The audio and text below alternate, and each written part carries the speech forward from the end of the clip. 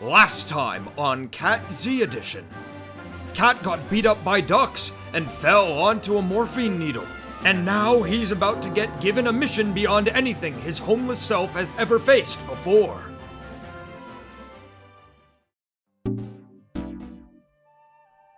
Ah, right.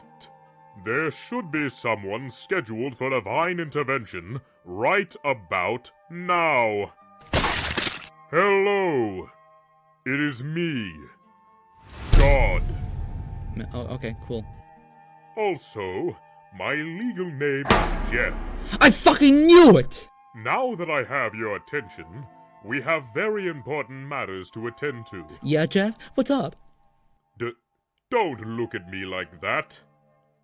Here's the thing. Cat Z Edition, if you do not get a job by this date, you will die. More precisely, you will implode from broke man syndrome. And then you will die. And that would really suck. Suck! So I've stepped in. Oh, okay, can I have my stupid bullshit so I can go make videos? The universe is so screwed. Well, after meeting God, it's only one thing to talk about. That's right, girls kissing. No, I mean, literature. Reading! To clear something up front, a reading isn't the literal act of reading something. It's not like the way to books and printed media, but instead it's the way in which we take information and what we make of it in a story. It's something which is applicable to all pieces of media, including shows, movies, and games, because as long as there are narrative elements in art, they can become something which spawns different readings.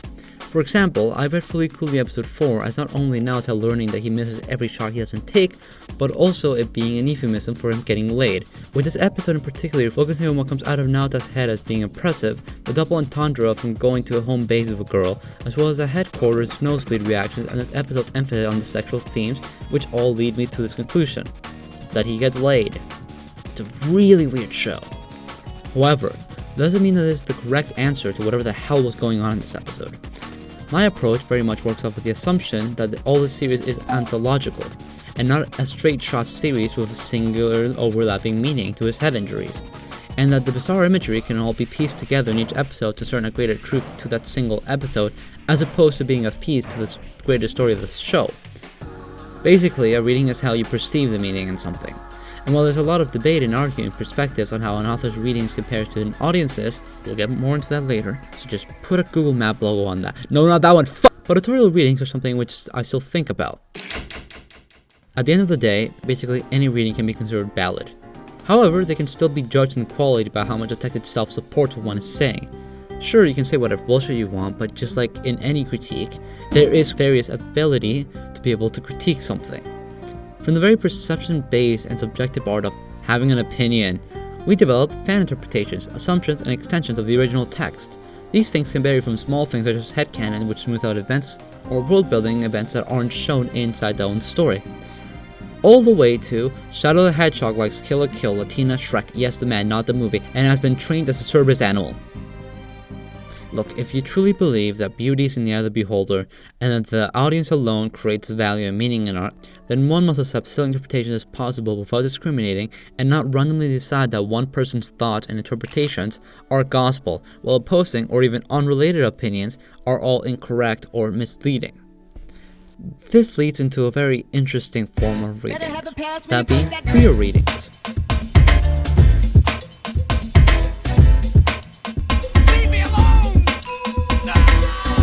No. Before I get deep into that, I want to present you to a certain movie. Colors Within is a movie about a Catholic schoolgirl who sees people as colors and falls in love with the color of a girl in her class. Totsuko chases her down after she drops out of school and ends up finding Kimi at her job. Through a spur-of-the-moment decision, they end up forming a band alongside Rui. The story revolves around the concept of accepting what you cannot change, changing what you cannot accept, and having the wisdom to tell which is which. Every character in the main cast deals with the question differently. Instead of Rui going the stereotypical way of rejecting his professional future for the sake of the movie's sake's passion, for example, a Barry bowling Christmas in which John, the carpenter, gives up his carpenting job to go bowling, as that's his been passion since he was like 3.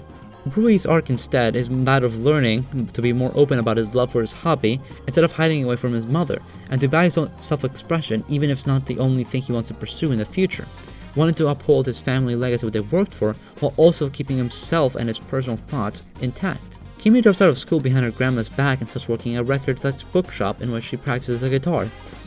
She hides the truth from her grandma in fear of disappointing her and letting down the expectation which she had of her. Throughout the movie, she also fears that all the people she left behind at school will be disappointing her. But by the end of it, she learns that people are simply happy to see her doing well, and her in and of herself being happy. While her dropping out of school wasn't the best call, it was still something the story believed she should have been allowed to explore. Tatsuko is awesome and kind of adorable. Her version of this is learning to pursue her interests without fear of it being hated by the Lord, or being shunned by her religious school for having hobbies which don't align with direct Christian texts. She's supported by Sister Hiyoshiko, who explains the importance of self-actualization and exploration within religion, and how one shouldn't be ashamed just because they fall outside of the conventions people are associated with as being part of Christianity, the Christian image that people have of the good Christian believer. Anyways, this is the part of the video where it gets gay. When I explain Totsuko's motivation this way, when we see her sleeping with another girl whom she's enamored with, who she calls beautiful, someone who she gets sad when she's not able to see and her color drains out of the world, and who she will go across town just to find, when Christian nonconformity while still being accepted is spelled out this way, and when you see how these two are framed, it instantly makes me, at least, think, alright.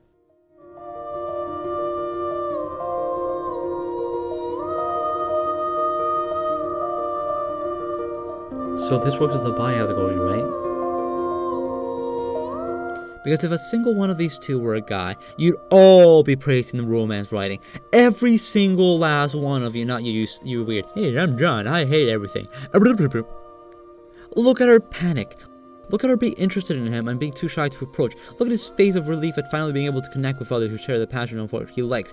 These three have such a great dynamic. And here's the thing, right? Of course, I don't really think you need to make any of these relationships be romantic. And I actually really like the story, even if we just put it into the context of being all platonic longing. However, I find it weird that we're faster to do this with any sign of queer characters as opposed to straight ones. Like, I've never really thought, well actually, platonic relationships exist too, and we shouldn't push our ideas into characters when they're not spelled out by the author. When it came up to people making up romance scenarios for straight characters, or even watching a show before a relation is confirmed and wanting a couple to come true. So, why is it different when it comes to colors within? This is the part where we unpin the Google Map logo "Fuck you, I hate you" like the old one better, off the wall, and go back to authorial intent and their readings of their own work. As previously stated, there are people who completely disregard what the author of a piece says about it, instead being purely all about what the text itself is able to convey within its own merits. What the ballot stands to have, the way I think about it is that the author's reading is a measuring stick to what the story is able to achieve. The closer an author gets her work to portray in their reading, the closer the measuring stick will get to the size of the work. This measuring stick can also change with time as the author's reading of the work changes, and there's also something which can be considered when trying to use their measuring sticks to judge the story's merits.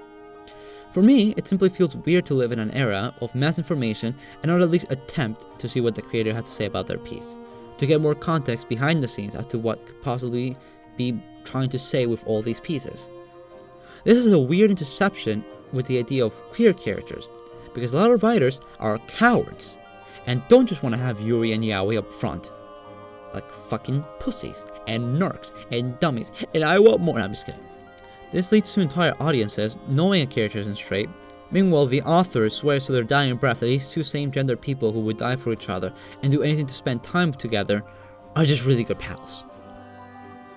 The main writer of Madoka Magica, Jenny Robochi, is just like, yeah, Madoka and Hamura are just good female friends.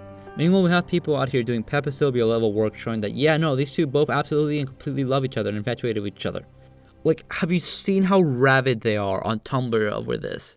I've probably seen more, like, gay kissing from Madoka Magica than I've seen just, like, from my own free will. Alright. Great job, everyone. Another case closed.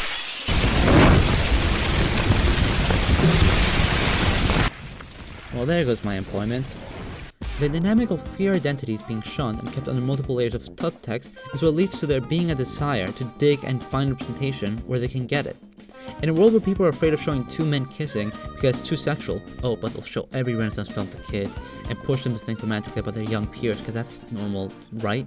It makes sense that people who want to see this type of representation would have to look for subtler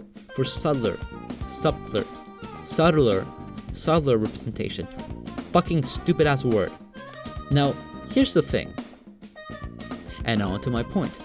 Personally, I think that romance is too heavily pushed in media as a goal people have to obtain, and I'm pretty happy when movies don't have kissing as a dramatic resolution, or a movie ender, or the peak of the climax of the emotional stakes of the film.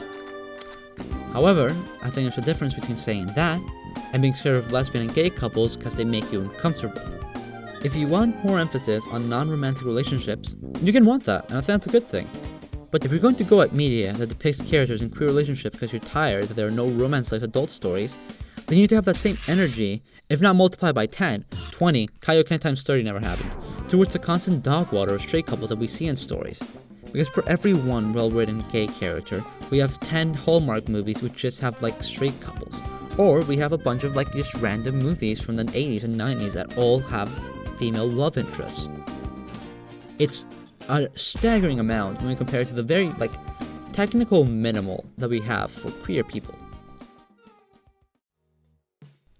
Generally, when I see someone create a non-straight headcanon for a character and there's backlash, a lot of the time, instead of actually engaging with the thing from the story which the person brings up that lead them to that conclusion, they resort to pointing at the screen and saying, well, actually, they're in a hetero relationship, so they can't possibly be X, Y, and now after a decade, CA. And I'm just left there sitting, staring blankly.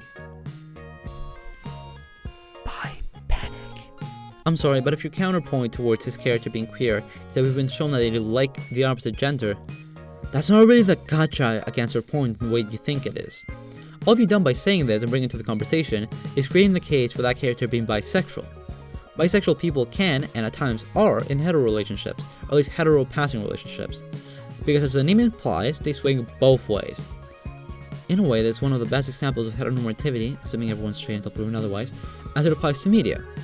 This creates an honestly sucky environment where at best bi people are ignored, and at worst, bi people get their identity in their minds as being straight people trying to pass up as queer, which is dumb. If we can accept that gay people can be single and not sucking dick 24/7, then what's so hard to understand about someone not needing to be 100% of their identity all the time? Someone doesn't need to perform their identity for it to be true, and if you're asking someone to perform their identity for it to be true, maybe you're scummy. I don't know. Get a job. Put the fries in the bag. Please, I'm starving. My family hasn't eaten in 5 weeks. Please just put the bags in fries. Wait, no, fuck!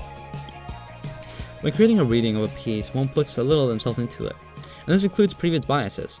If it makes you feel uncomfortable seeing a character and instantly assuming they're straight after I've said this, then I don't really think you should beat yourself up over it. Having the self-awareness to feel bad means that you actually care, and that's usually the first step towards just not making assumptions while realizing you are making assumptions. Besides that, as stated before, the system is in part to blame, as it conditions one to simply see characters and subconsciously assume the boys will like the girls and vice versa, and if it's otherwise, it will be turned into a gimmick and properly advertised onto your face. This is why having representation which just is in stories is important, because it moves people away from these assumptions that then get applied to the real world, and then are taught to kids, othering people simply for the fact that they're not romantically interested in the right type of people, which was arbitrarily chosen by another group of people who historically did not care for the opposing gender's rights. Am I getting too historically relevant on a video about Yuri? Yes. That's also partly because I'm not really that great at dissecting a movie and concluding if it's truly featuring lesbians. Look, I don't have an eye for queerbaiting, other common tropes, and what a relationship like this would be depicted in other media.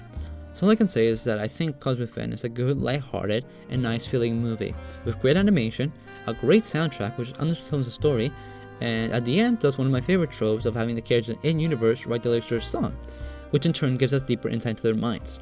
The movie doesn't focus too strongly on the technical elements of learning to play an instrument, learning to read sheet music, and then writing a song, but instead it focuses on how the music makes the people feel.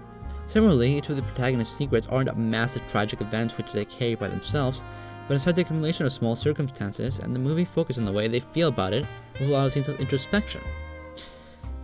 Conclusion: if you have an hour and 30 minutes to spare and a fairly energetic, sweet movie sounds good to you, I think this movie would be great for you. This was all just a big sidetrack. Something, Hunter predicted this. The journey, not the destination. Suck my butt.